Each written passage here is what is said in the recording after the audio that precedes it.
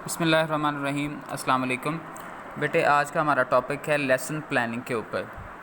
ठीक है, तो one of the most important things of teaching is planning and you know that if you fail to plan you plan to fail. तो planning की अहमियत जो है अपनी जगह पर एक अलग से टॉपिक है। So the question is, as a teacher do we really need a lesson plan? ठीक है, क्या वाकई हमें प्लानिंग की ज़रूरत है या नहीं? हम इसे डिस्कस करने की कोशिश करेंगे। ठीक है, तो एक्चुअली प्लानिंग का फ़ायदा ये है कि प्लानिंग की ज़रूरत ना सिर्फ आपको है बल्कि आपकी अच्छी प्लानिंग की वजह से स्टूडेंट का भी फ़ायदा होगा। तो लिहाजा अगर हम प्री प्लान कर लेते हैं, पहले से प्लानिंग कर लेते हैं, तो फिर अगले दिन पैनिक होने से हम लोग बच जाएंगे। तो बेटे, अब हम डिस्कस करते हैं purpose of lesson plans. Lesson plan के क्या क्या मकासद हैं। तो बेटे, ये एक किस्म का सिंपल सी गाइडलाइन हो जाएगी। एक हमारे पास जीपीएस वो मौजूद होगा कि हमने किस तरीके के साथ पढ़ाना है, कौन कौन सी बातें जो हैं वो बताई जाएंगी, और फिर बार बार वहाँ पर सोचना नहीं पड़ेगा कि कहाँ से स्टार्ट करना है और कहाँ पे इख्तिताम करना है, क्या क्या चीज़ें बतानी है। ठीक है, तो ये इसको एज ए गाइड यूज़ किया जाता है। ठीक है, नंबर एक। दूसरी चीज़ ये है, इट प्रोवाइड्स डायरेक्शन। ये हमारे लेसन को एक सिमत देता है। तो तीसरी चीज़ क्या है कि इसकी वजह से टीचर को एतमाद होता है कि वो भूल नहीं सकता या उसने प्री प्लान पहले ऑलरेडी वो किया हुआ है। चौथी चीज़ ये है बेटे, रिकॉर्ड का ये हिस्सा बन जाती है। फिर इसकी वजह से जो सबसे अहम तरीन फ़ायदा वो क्या होता है कि क्लासरूम को मैनेज करना इंतहाई आसान हो जाता है जब हमें ये फ़िक्र ना हो कि हमने पढ़ाना क्या है। तो फिर क्लासरूम मैनेजमेंट हो और लेसन प्लानिंग प्रॉपर हो तो लर्निंग बहुत ज़बरदस्त हो सकती है। ठीक है, तो अब ये लेसन प्लान तो एक्चुअली करना तो टीचर ने है। ठीक है जी, तो लेकिन इससे इसका फ़ायदा क्या होगा लर्नर्स के लिए? तो आप जानते हैं कि स्टूडेंट जो हैं वो अगर उनकी आंखें खुली हों और अनबाइस्ड हो के वो जज करें तो यकीनन वो रियलाइज़ कर लेते हैं कि किस टीचर की कितनी तैयारी है, कि किस टीचर का लेसन जो प्लान है वो स्ट्रक्चर्ड है, किसका नहीं है, ऑर्गेनाइजेशन किसकी बेहतर है, किसकी नहीं है। ठीक है, तो अब बात कर लें in detail, what is a lesson plan. तो एक्चुअली लेसन प्लान है क्या? ठीक है, तो हमने ये देखने की कोशिश करनी है कि ये एक रिटन फॉर्म के अंदर टीचर को गाइडेंस प्रोवाइड करता है। ठीक है जी, और उसे चंद सवालों के जवाब मिल जाते हैं कि वो क्या पढ़ा रहा है, किन को पढ़ा रहा है, किस लिए पढ़ा रहा है, और बच्चे जो हैं वो किस तरीके के साथ अंडरस्टैंड करेंगे। ठीक है, और जितने भी बेटे अच्छे लेसन प्लान्स होते हैं उनकी चंद बेसिस हैं। ठीक है, वो जो 4 बेसिस हैं वो क्या हैं कि सबसे जो अहम तरीन चीज़ वो क्या है जिनको हम पढ़ा रहे हैं स्टूडेंट्स को मद्देनज़र रखना पड़ेगा, उनसे रेलेवेंट जो चीज़ें हैं वो क्या हैं। ठीक है, तो बच्चों के इंटरेस्ट और उनकी एबिलिटीज़ का भी ख्याल रखना चाहिए, और इसी तरह उनकी क्या स्ट्रेंथ्स हैं, उनके क्या इंटरेस्ट हैं, और फिर बच्चों एक्सपीरियंस के मुताबिक उनका टीचिंग और लर्निंग के बारे में क्या ज़हन बन चुका है। ठीक है, फिर अगेन ये बहुत अहम पॉइंट है कि आपको अपना लेसन प्लान जो है वो फ्लेक्सिबल रखना है। ठीक है, तो उसके अंदर according to the situation circumstantial बेटे चेंजेस आ सकती हैं। ठीक है, तो जो ऑब्जेक्टिव्स और पर्पस ऑफ लेसन प्लान है वो क्या है? तो inform students why they are with you. तो क्लास का मकसद उन्हें बताया जाएगा। ठीक है, और ये भी बताया जाएगा कि आज वो क्या सीखने के काबिल होंगे। जैसे हम डिस्कस कर रहे हैं कि आज आप लेसन प्लानिंग के बारे में सीखेंगे। ठीक है, तो और फिर ज़्यादा उम्मीद है कि लर्नर ज़रूर इसको सीख सकेंगे। तो लेसन प्लानिंग के लिए एक याद रखने के लिए एक आसान सा रूल है, स्मार्ट रूल है, बड़ा ही अहम किस्म का। बेटे, स्मार्ट जो है बेसिकली ये एक्रोनम है। आप जानते हैं एक होती है एब्रीविएशन, दूसरा होता है एक्रोनम। ठीक है, एक्रोनम के अंदर हर अल्फ़ाबेट का मीनिंग जो है वो अलग से होता है। ठीक है, तो स्मार्ट को हम अल्फ़ाबेटिकली देखेंगे कि स्मार्ट फर्स्ट एस जो है वो स्टैंड्स फॉर स्पेसिफिक। ठीक है, तो आप सारा कुछ नहीं सिखा सकते एक ही दिन में, वो आपको स्पेसिफिक होना पड़ेगा। नंबर 2 मेयरेबल, तो आप उसको मेयर्ड वे में आपको पता हो कहाँ से लेकर कहाँ तक आपने पढ़ाना है। तीसरा अटेनेबल, जो गिवन टाइम है उसके अंदर वो अटेनेबल हो या गिवन रिसोर्सेज हैं। चौथा, फिर हम उसे जज कैसे करेंगे, उसका रिज़ल्ट क्या निकलेगा, वो रिज़ल्ट ओरिएंटेड होना चाहिए। और पाँचवीं थिंग जो मैं सबसे अहम समझता हूँ वो क्या है, टाइम बाउंड, कि इसके लिए हमारे पास टाइम कितना मौजूद है। तो बेटे, जो की एलिमेंट्स हैं लेसन प्लान के वो क्या है? नंबर 1 है ट्रांजिशन। जब आप एक स्टेप से दूसरे की तरफ मूव कर रहे हैं, एक बात से दूसरी बात की तरफ जा रहे हैं, एक आइडिया से दूसरे आइडिया की तरफ जा रहे हैं, तो ट्रांजिशन बहुत इंपॉर्टेंट है, ये स्मूथ होनी चाहिए। फिर यूज़ टाइम को हमें प्रॉपरली यूज़ करना है, वो ज़ाया नहीं होना चाहिए। फिर वैरायटी ऑफ टेक्निक्स वो भी इस्तेमाल करनी चाहिए। और ये ख्याल रखना चाहिए कि हम बच्चों को बता रहे हैं ये ईज़ी टू फॉलो होना चाहिए, वो हमारे साथ साथ हों। और फिर अहम तरीन बातों में से एक बात क्या है, प्रीसाइज होना चाहिए, टू दी पॉइंट होना चाहिए, शॉर्ट होना चाहिए, ताकि बच्चे जो हैं वो उसको ईज़िली समझ सकें। ठीक है। और टीचर की क्वालिटीज़ के अंदर एक इंतहाई अहम क्वालिटी वो क्या है, एंटीसिपेटरी सेट। ठीक है, वो क्या, एंटीसिपेशन या एक्सपेक्टेशन। तो बच्चों को मेंटली आपने तैयार करना है, मोटिवेट करना है कि वो क्या सीखने के लिए जा रहे हैं और इस टॉपिक का क्या फ़ायदा होगा, और इस हवाले से हम इन चीज़ों को देखते हैं। ठीक है। और टीचर का जो एक बहुत बड़ा टूल है वो क्या है, इंस्ट्रक्शनल इनपुट। ठीक है, कि उस टीचर ने इंस्ट्रक्शन किस तरीके के साथ देनी है, मीन्स कि जो वो प्लानिंग कर चुका है उसको उसने पढ़ाना और बताना किस तरीके के साथ है। तो इसका ताल्लुक बेटे किसके साथ है, उसकी टीचिंग स्किल्स के साथ है। ठीक है, वो उस कितना स्किलफुल है उस हवाले से, प्रेजेंट्स इन्फो किस तरह से वो इन्फॉर्मेशन देता है। ठीक है, और फिर लेक्चर और डेमो वगैरह, वो पिक्चर्स जो है वो उनको किस तरीके से बताता है। ठीक है, फिर इसके लिए वो मॉडलिंग हो सकती है, वो बता सकता है, बच्चों को दिखा सकता है, मिसालों के ज़रिए से बेटे वो वाज़े करवा सकता है। इस तरह अगर प्राइमरी लेवल है या लोअर लेवल है तो उस पर बेशुमार किस्म की एक्टिविटीज़ की जा सकती हैं। अगर आपको याद हो तो हम क्लास में भी कई एक्टिविटीज़ इस किस्म की कर चुके हैं।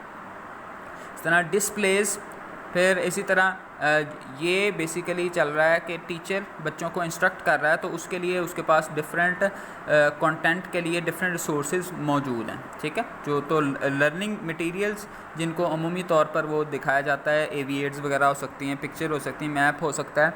ये डिपेंड करता है कि आप किस क्लास को टीच कर रहे हैं।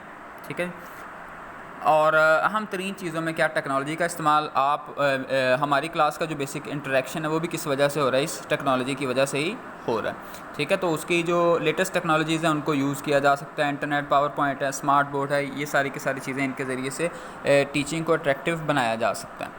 ठीक है जी, तो ये चीज़ है, इसके ज़रिए से हम टाइम का मैक्सिमम यूज़ कर सकते हैं। ये गाइडेड प्रैक्टिस है। सो टीचर इसके ज़रिए से अवेलेबल होता है, वो बच्चों को बेहतरीन अंदाज में सुपरवाइज़ कर सकता है। ठीक है, और इसी तरीके के साथ बच्चे ने अगर कोई मिस्टेक्स कर रहे हैं वो उन्हें भी जज कर सकता है। ठीक है, अब जब बच्चों को कोई एक्टिविटी दी गई है तो उसके अंदर बच्चे इंडिपेंडेंटली उसको परफॉर्म कर सकते हैं। टीचर जो है एज एन ऑब्जर्वर उन्हें देख सकता है और बच्चे ख़ुद जो है वो लर्निंग कर सकते हैं। ठीक है, फिर आप इसके बाद टीचर जो है डिफरेंट टाइप्स की असाइनमेंट्स दे सकता है। ठीक है, उसमें उनकी ग्रुपिंग कर सकता है, पूरी क्लास को एक वक्त वो दे सकता है, उसके लिए प्रोजेक्ट दे सकता है, इंडिविजुअल वर्क्स जो हैं वो भी दिए जा सकते हैं।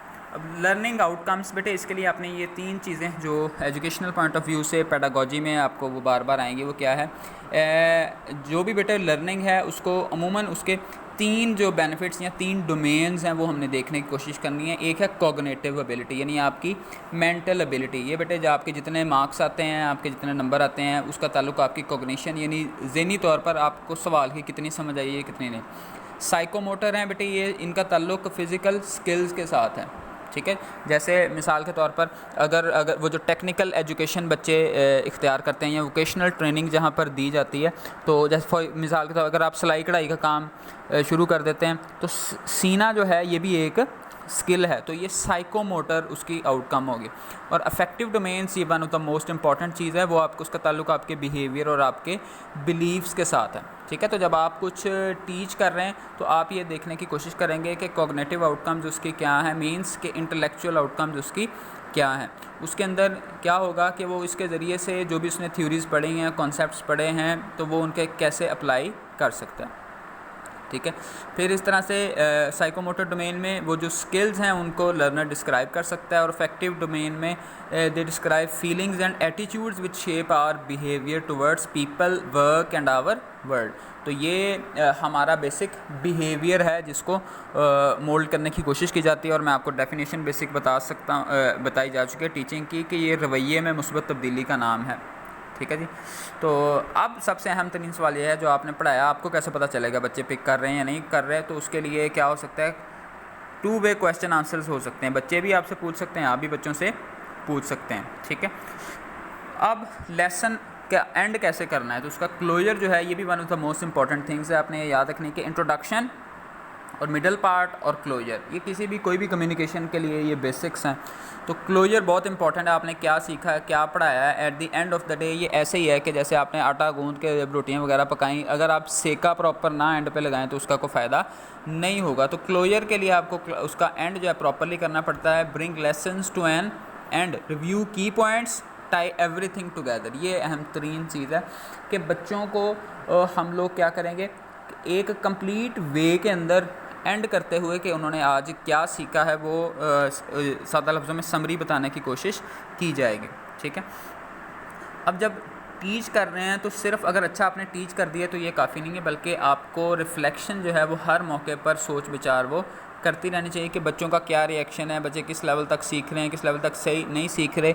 बाज़ औक़ात क्वेश्चन आंसर भी आपको एक्चुअल पिक्चर नहीं दे सकते कि आप वैसे वो फ़ील करना पड़ेगा। ठीक है, कि बच्चे किस हिसाब से कितना सीख रहे हैं, कितना नहीं सीख रहे, उनकी रिपोर्ट्स क्या आ रही हैं। ठीक है, और फिर पेरेंट्स को भी उस हवाले से अपडेट रखना पड़ेगा।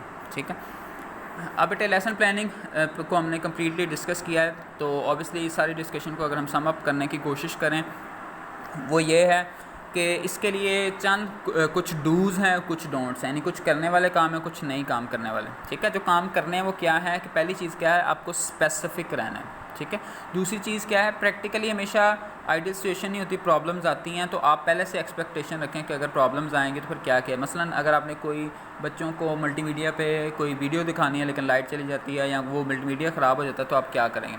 फिर तीसरी आम चीज़ क्या है बेटे, टाइम को आपने डिसाइड कर लेना है। चौथी चीज़, जो आप दिखाना चाहते हैं, जो डॉक्यूमेंट्स वगैरह वो पहले मटेरियल जो है वो ऑलरेडी आपका बिल्कुल रेडी होना चाहिए। ठीक है, और फिर इसी तरह फ्यूचर के अंदर भी इस प्लानिंग को जारी रखना चाहिए। और जिन कामों से हमने बचना है वो क्या है कि बहुत ज़्यादा डिटेल में जाने की ज़रूरत नहीं होती कि बच्चे जो हैं उनके साथ इंटरेक्शन जो है वो कम हो जाए और बच्चे बोर होना शुरू हो जाए, नहीं, बल्कि हर मौके के ऊपर इंटरेक्ट करते हुए बच्चे को इन डिटेल वो बताना चाहिए। ठीक है, और बच्चों के लेवल पर जाते हुए वो टर्म्स यूज़ करनी है कि जो बच्चे अच्छे तरीके के साथ समझ सकते हैं। ठीक है, तो अब ये सारी की सारी लर्निंग जो है ये बच्चे को हमने सारी प्लानिंग के थ्रू ये बताना है कि हम एक साइलेंट मैसेज दे देते हैं कि टीचर जो है वो इट्स नॉट अ परफेक्ट, वो जो लर्निंग का फेज़ है ये इंसान की मौत तक जारी रहता है। तो जब ये सारे के सारे काम वो प्रॉपर प्लानिंग के साथ टीचर कर रहा है तो ऑटोमेटिकली बच्चे भी इससे इम्प्रेस होंगे, तो जो बिहेवियरल इसकी इम्प्लीकेशन वो भी बेहतर होंगी। ठीक है, लेकिन अब आप लोग जानते हैं कि क्लास में आइडियल सिचुएशन नहीं होती, तो समटाइम्स बच्चे जो हैं वो मिसबिहेव करते हैं और वो नहीं सुनते। आपने जितना मर्ज़ी अच्छा लेसन तैयार किया हो, अगर क्लास में डिसिप्लिन नहीं है तो उसको हम किसी भी तरह से आगे नहीं चला सकते। तो आप देखें कौन सा जेंटल वे हो सकता है डिसिप्लिन करने का, फिर आप अपने मटेरियल को रीअरेंज कर सकते हैं हालात के हिसाब से। ठीक है जी, और जो भी आपका ओरिजिनल प्लान है उससे रेलेवेंट उन चीज़ों को आप देख सकते हैं। ठीक है जी, तो थैंक यू वेरी मच। उम्मीद है कि आपको ये लेसन प्लानिंग के लिए इसमें हेल्प मिली होगी। अस्सलाम वालेकुम वरहमतुल्लाह।